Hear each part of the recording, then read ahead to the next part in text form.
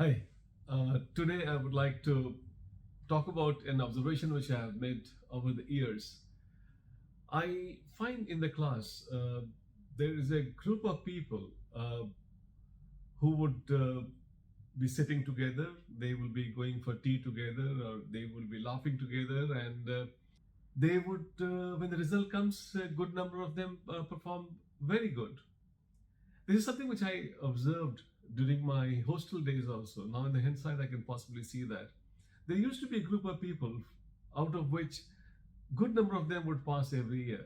I mean, I remember my hostel days of Jubilee Hall in University of Delhi, where there would always be a group of people who would clear this examination, and they were together before the results came.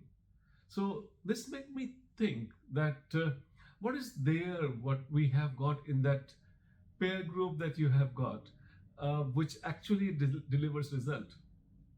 Today, I would like to talk about that peer group and then how that helps in competition. In fact, if you go by the peer group, by definition of it, you'd find that it's a group of people who have similar background, similar education, similar age, and most importantly, similar interests they have got. So this is where I find a group of friends and a peer group is different from my understanding. I'm not a sociologist to really go deeper into that. But what I find is that the interest holds them together, and that is where you find that the action is an important thing there, because interest will generate action, and action will bind them together. And there is probably the friends always are there to cooperate, support, but there is a subtle competition which is going on. And this competition, I would imagine, can be intergroup competition, two peer groups, or it can be intra-group competition, which is the most beautiful part of this peer group, and I would like you to keep in mind.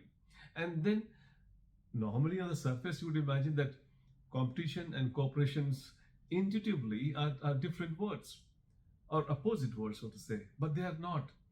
Most often, in majority of the circumstances, they are complementary to each other, because while you are competing, you are getting action to ensure that you remain part of that group.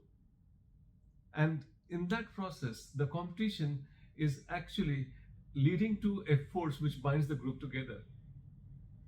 I would like you to be conscious of this phenomenon.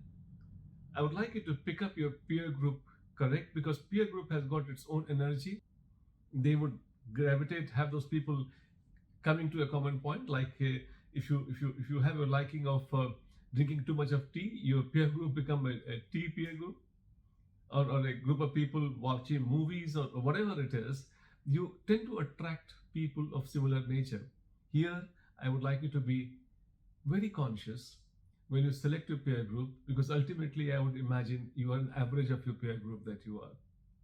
So choose them wisely, and then ensure that there is bound to be equal dose of advantage and disadvantage coming from the peer group.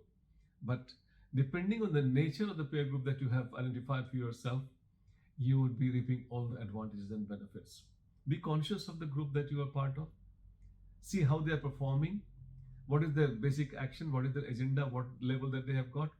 Sometimes you find it like they are all ahead of you and you're not able to do that. Kindle that competitive edge inside. Try competing with them so that you are one of those people and maybe better than them. And this positive pressure group that you have got, I'm sure, is going to be a beautiful thing helping you in the competitive examination. My best wishes are with you.